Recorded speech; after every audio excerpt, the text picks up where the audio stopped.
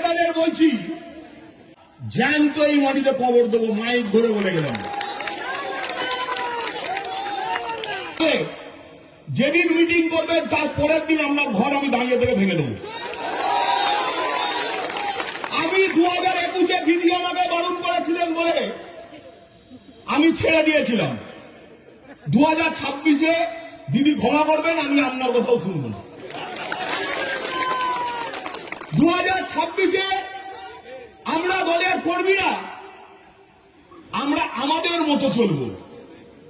দিদির কথা আমরা 2 মাস শুনবো না। দিদি আমাকে ক্ষমা করবেন, মঞ্চে দাঁড়িয়ে বললাম, অন রেকর্ড বললাম, প্রেস আছে রেকর্ড করছেন, অন রেকর্ড বললাম।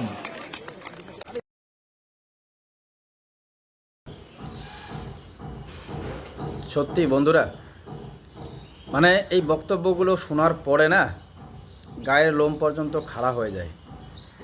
এ কারণটা এটাই যে বিজেপি জিতে গেছে, কিন্তু একটু ভাবুন, যদি বিজেপি না জিতে তৃণমূলের দলটা জিতে যেত, এই অপদার্থ একটা দল এবং এই দলের এই কিছু নেতা, এরা যদি জিতে যেত কি হতো ভাবুন।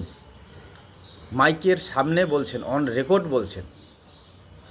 আমরা বলি মাঝে মাঝে সোশ্যাল মিডিয়ায় যে সোশ্যাল মিডিয়ার সময় আপনারা যা বলছেন নেতারা, সে যে দলেরই হোক, আপনারা এমন কিছু বলবেন না যাতে সেটা সারা জিন্দগি মানুষের মনে খটকা লেগে থাকে।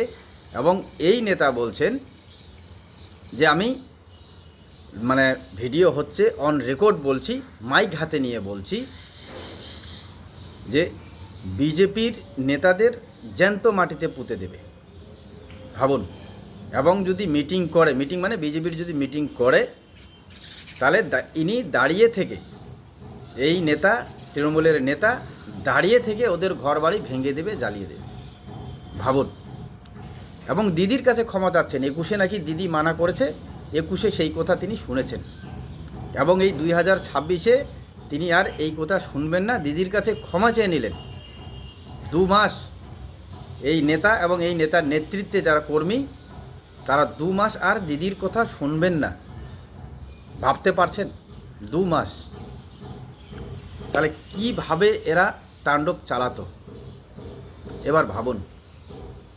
এবং এই নেতারাই ছিলেন তৃণমূল দলের প্রধান এবং মেন সম্পদ।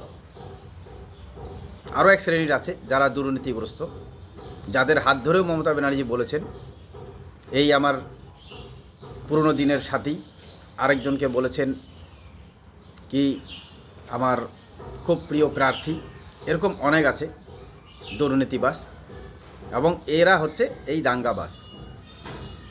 মানে ভাবুন একটু, শুধু ভাবলেই অবাক লাগবে, যদি বিজেপি না জিতে তৃণমূল দল জিতে যেত তাহলে কি হতো বা কি হতে পারত। আমাকেও হুমকি দেওয়া হয়েছে সোশ্যাল মিডিয়ায় ভিডিও করি বলে, অন্যায়গুলো দুর্নীতিগুলো তুলে ধরি বলে আমাকেও হুমকি দেওয়া হয়েছে। আমিও ভাবছিলাম যে কী হবে, কিন্তু তারপরে ভাবছিলাম যে যা হবার তো হবে, তাও এভাবে ভিডিও করা ছাড়বো না। তো যাই হোক, যার জন্যেই না এই ভিডিওগুলো আপনাদের দেখালাম। দেখুন, যদিও আপনারা জানেন, কিন্তু এই নেতাদের চিনে রাখা দরকার, ভবিষ্যতে যাতে এই নেতারা সুসুর করে বিজেপির ঝান্ডা ধরতে না পারে। এবং আমি রিকোয়েস্ট করব বিজেপিরও উপর মহলের নেতাদের, নেতৃত্বদের, যাতে এই ধরনের কোনো নেতা বিজেপিতে ভবিষ্যতে সুযোগ না পায়, জায়গা না পায়। তাহলে কিন্তু এরা সেই বিজেপিকেও আবার একই প্রক্রিয়ায় খতম করে দেবে, খতম। কারণ যে নেতা একবার পাওয়ারের নেশায় এইভাবে বক্তব্য দিচ্ছেন, এইভাবে বেপরোয়াভাবে চলেছেন, সেই নেতা বিজেপির ঝান্ডা, এরা চাবে যে কোনো শক্তির দিকেই হেলে যাবে। কারণ দাদাগিরি করতে হবে, দুর্নীতি করতে হবে, চুরি করতে হবে। এখন বিজেপি সর্বশক্তিমান পশ্চিমবাংলায়, এখন বিজেপির দিকে ঝুঁকবেই, যেন তেন করে হোক।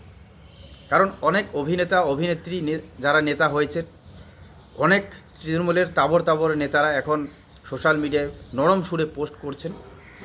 তো ঠিক এরাও পোস্ট করবেন বা করছেন হয়তো, আমার কাছে সেই পোস্ট হয়তো নেই, কিন্তু ইতিমধ্যে হয়তো যোগাযোগও শুরু করে দিয়েছেন। কারণ এদের তো ভয় আছে না,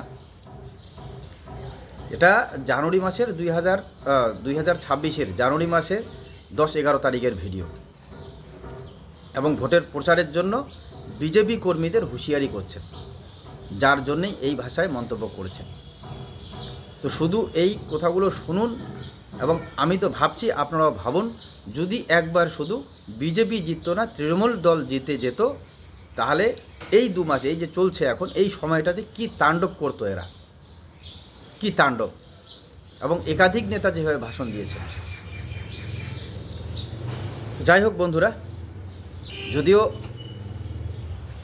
হিংসার পক্ষপাতী আমরা নই, এবং বিজেপির উপরমহল থেকেও বলে দিয়েছেন যে বিজেপির ঝান্ডা ধরে হোক বা এমনিও যারা বিজেপি দলের কর্মী আছেন, তারা যাতে কোনো রকম অপ্রীতিকর ঘটনা বা হাতাহাতিতে জড়িয়ে না পড়েন, তাহলে কিন্তু বিজেপির উপরমহলও আপনাদের সাপোর্ট করবে না, হয়তো দল থেকেও বের করে দেবে। এটা তো পরিষ্কার যে বিজেপি কোনো ঝামেলা বা কোনো রকম অঘটন বা এই ধরনের মন্তব্য করতে বারণ করছে, সোজা কথা।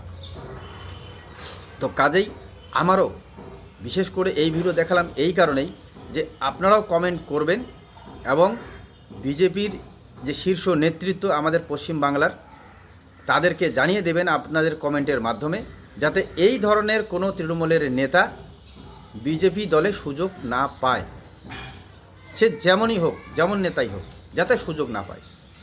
কারণ যদি এরা সুযোগ পেয়ে যায়, তাহলে কিন্তু এরা আবার সেই তৃণমূলের দলটার মতন করেই এই বিজেপি দলটাকেও আবার কালিমালিপ্ত করে দেবে, এরকমভাবে ধমকি টমকি দিয়ে, দুর্নীতি করে। এবং আমারও ব্যক্তিগতভাবে আবেদন থাকবে যাতে এই নেতারা সুযোগ না পায়। তো যাই হোক বন্ধুরা, সজাগ থাকবেন। ধন্যবাদ।